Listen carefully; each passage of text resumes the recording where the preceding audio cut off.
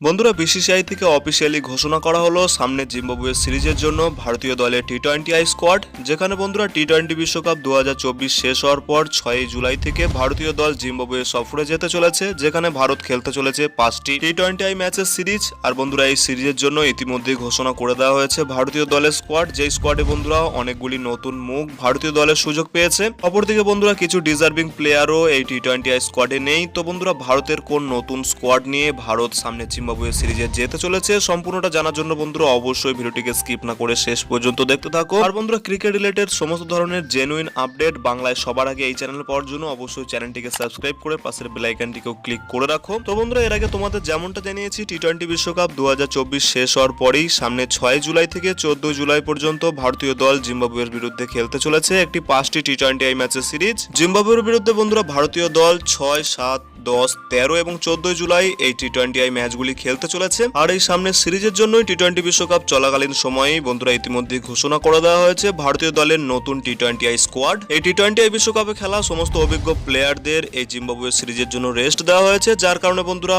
অনেক আইপিএলে ভালো পারফরমেন্স করা নতুন ইয়াং ট্যালেন্টদের সুযোগ দেওয়া হয়েছে এই স্কোয়াডে। জিম্বাবুয়ের বিরুদ্ধে ভারতের এই নতুন স্কোয়াডের ক্যাপ্টেনের কথা বললে সেখানে বন্ধুরা ক্যাপ্টেন করা হয়েছে শুভমান গিলকে, যিনি ছাড়া বন্ধুরা এই 15 জনের স্কোয়াডে রয়েছেন ইয়াশাসবি জয়সওয়াল, আছেন ঋতুরাজ গায়কোয়াড়, অভিষেক শর্মা, প্রথমবারের জন্য তিনিও ভারতীয় দলের সুযোগ পেয়েছেন। এছাড়া বন্ধুরা রয়েছেন রিঙ্কু সিং, সঞ্জু স্যামসনকে আরও একটি সুযোগ দেওয়া হয়েছে, রয়েছেন ধ্রুব জুডেল, যিনিও বন্ধুরা উইকেট কিপার হিসাবে ভারতীয় টি-20 দলে প্রথমবারের জন্য সুযোগ পেয়েছেন। এছাড়া বন্ধুরা এই স্কোয়াডে রয়েছে আরো দুজন নতুন প্লেয়ার, যারা বন্ধুরা এই সিজনে আইপিএলে দারুণ পারফরমেন্স করে ইন্ডিয়া টিমের হয়ে প্রথমবারের জন্য সুযোগ পেয়েছেন, যাদের মধ্যে রয়েছেন pace bowling allrounder Nitish Kumar Reddy, যিনি বন্ধুরা সানরাইজার্স হায়দ্রাবাদের হয়ে এই সিজনে দারুণ পারফরমেন্স করা হয়েছে এবং বন্ধুরা সামনের দিনে তাকে হার্দিক পান্ডিয়ার একজন ব্যাকআপ প্লেয়ার মনে করা হচ্ছে। এছাড়া বন্ধুরা এই স্কোয়াডের সুযোগ দেওয়া হয়েছে রিয়ান পারাককেও। আসামের এই তরুণ প্লেয়ার এই সিজনে আইপিএলে রাজস্থান রয়্যালসের হয়ে দারুণ পারফরমেন্স করার পরে তিনি বন্ধুরা ভারতীয় দলেও প্রথমবারের জন্য সুযোগ পেয়েছেন। এই সমস্ত ব্যাটার্সের পরে এই স্কোয়াডে স্পিনার রয়েছে দুজন, ওয়াশিংটন সুন্দর এবং বন্ধুরা রবি বিষ্ণই। এছাড়া পেস বোলারের কথা বললে সেখানে রয়েছে